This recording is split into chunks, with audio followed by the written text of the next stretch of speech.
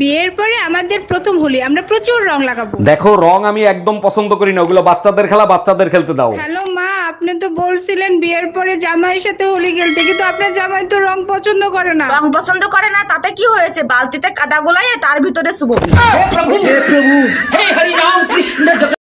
গুণীজনে বলেছে সত্যের কখনো মৃত্যু হয় না, আর সত্য কখনো পরাজিতও হয় না। কিন্তু যখন বাসায় খাওয়া দাওয়ার পরে বউ জিজ্ঞেস করে রান্না কেমন হয়েছে, তখন সত্যেরও মৃত্যু হয় আর সত্য পরাজিতও হয়ে যায়। কাদের বেলুন খালি ভাঙ্গে, এরপর স্টিলের বেলুন আনবা।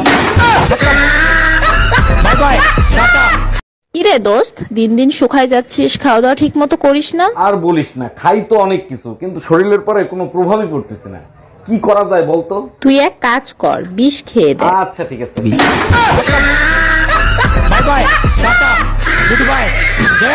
এই জানো, ঈদের শিলা ভাবি ৮,০০০ টাকা দিয়ে সুন্দর একটা শাড়ি কিনছে, আমাকে ৮,০০০ টাকা দাও না। মিথ্যা কথা বলছে, ব্ল্যাক কালারের একটা শাড়ি, ওর দাম ৮,০০০ না ৮০০ টাকা। আরে না, ৮,০০০ টাকাই হবে, আমি শাড়ি হাতে ধরে দেখছি। আরে গাধা, তুই তো হাতে ধরে দেখছিস আর আমি তো কিনে দিছি। Bye bye, tata, good bye.